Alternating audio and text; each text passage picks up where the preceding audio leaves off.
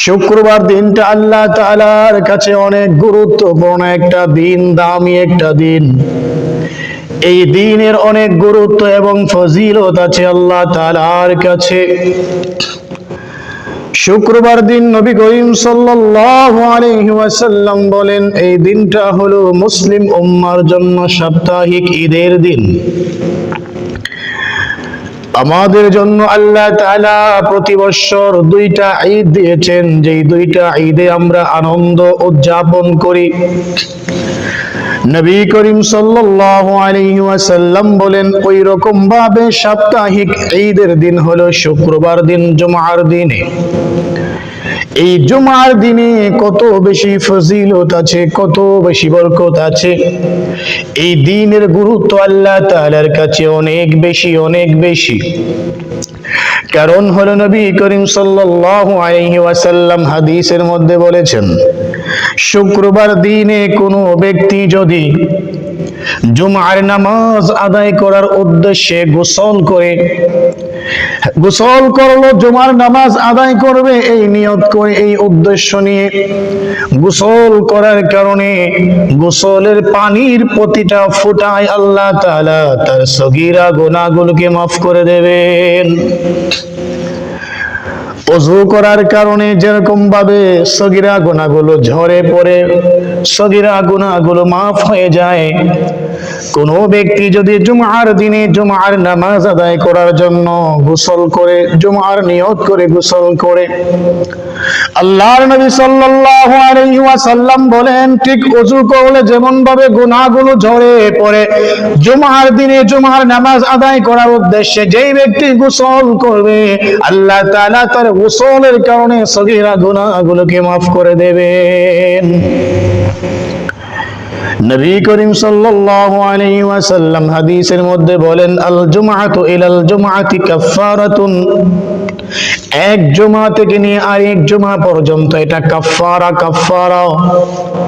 মনে করেন আজকে জুমার দিনে নামাজ পড়তে এসেছি, আমরা নামাজ পড়লাম, আজকের জুমার দিনে নামাজ পড়ে আগামী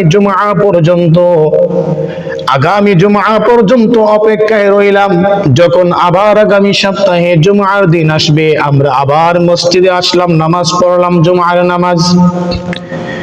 এই জুমা থেকে নিয়ে আগামী জুমা পর্যন্ত এই মধ্যবর্তী সময়ে আমাদের মাধ্যমে যদি কোনো ধরনের ছোট গুনাহ হয়ে থাকে, সগীরা গুনাহ হয়ে থাকে, এই জুমা মধ্যবর্তী দুই জুমার ফাঁকা জায়গায় যত ছোট গুনাহ হবে, সগীরা গুনাহ হবে, এই জুমার নামাজ আমাদের সমস্ত সগীরা গুনাহগুলোকে মাফ করে দেবে, ধুয়ে মুছে পরিষ্কার করে দেবে। জুমার দিনের অনেক ফজিলত আছে, অনেক বরকত আছে। এই জুমার দিনের অনেক বেশি গুরুত্ব আছে আল্লাহ তাআলার কাছে। কারণ হলো আল্লাহ তাআলা হাসরের মাঠে যেদিন জান্নাতীদের সাথে সর্বপ্রথম সাক্ষাৎ করবেন, সেই দিনটা হলো জুমার দিন। আমরা যেদিন জান্নাতে চলে যাব, জান্নাতে যাওয়ার পরে আল্লাহ তাআলা সর্বপ্রথম আমাদের সাথে সাক্ষাৎ করবেন যেই দিন, সেই দিনটা হলো জুমার দিন। জুমার দিনে সমস্ত জান্নাতবাসীরা এক জায়গায় একত্রিত হবে, আর আল্লাহ তাআলা সেদিন তার দিদার নসিব করবেন আমাদেরকে। আল্লাহ তাআলা সেদিন আমাদের সামনে এসে হাজির হবেন। আমরা সেদিন আল্লাহ তাআলাকে আমাদের দুইটা নয়ন দিয়ে দেখতে পারবো। সেই দিনটা হলো শুক্রবার দিন। আমার ভাইরা, আল্লাহ তাআলার কাছে এই দিনের অনেক গুরুত্ব আছে, অনেক ফজিলত আছে। নবী করিম সাল্লাল্লাহু আলাইহি ওয়াসাল্লামের অসংখ্য অগণিত হাদিসের মাধ্যমে প্রমাণিত হয়েছে, জুমার দিনে বিশেষ কিছু মুহূর্ত আছে, যেই সব মুহূর্তে দোয়া করলে, আমল করলে আল্লাহ কবুল করে নেয়। প্রিয় নবীর অসংখ্য হাদিস থেকে এই বিষয়গুলো প্রমাণিত। বিশেষ কিছু মুহূর্ত আছে শুক্রবার দিনে, ওই বিশেষ কিছু মুহূর্তে যদি বান্দা আল্লাহ তাআলাকে ডাকে, ইবাদত করে, দোয়া করে, দোয়া কবুল হবে, ইবাদত কবুল হবে। মুহাদ্দিসিনে কেরামগণ এখানে কিছু ইখতিলাফ করেন, মতানক্য করেন, ওই বিশেষ সময়টা কোনটা। কারণ হাদিস থেকে সুনির্দিষ্ট ভাবে কোনো সময় উল্লেখ করা যায় নাই, কোনো সময় পাওয়া যায় নাই। এজন্য মুহাদ্দিসিনে কেরামগণ এখানে একটু ইখতিলাফ করেন, মতানক্য করেন।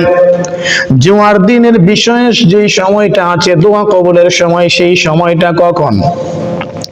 বিশুদ্ধ এবং সবচাইতে গ্রহণযোগ্য দুইটা মত পাওয়া যায় হক্কানি উলামায়ে কেরামের কাছ থেকে, বড় বড় মুহাদ্দিসিনদের কাছ থেকে, ফকিহদের কাছ থেকে গ্রহণযোগ্য দুইটা মত পাওয়া যায়। এক নম্বরের মত হলো, ইমাম সাহেব যখন খুতবা প্রদানের জন্য মিম্বরে ওঠেন, ইমাম সাহেব খুতবা দেওয়ার জন্য মিম্বরে যখন দাঁড়িয়ে যায়, ওই সময় থেকে নিয়ে নামাজের সালাম ফিরানো পর্যন্ত এই সময়ের ভিতরটা, এই সময়টাই হলো গুরুত্বপূর্ণ সময়, বিশেষ সময়।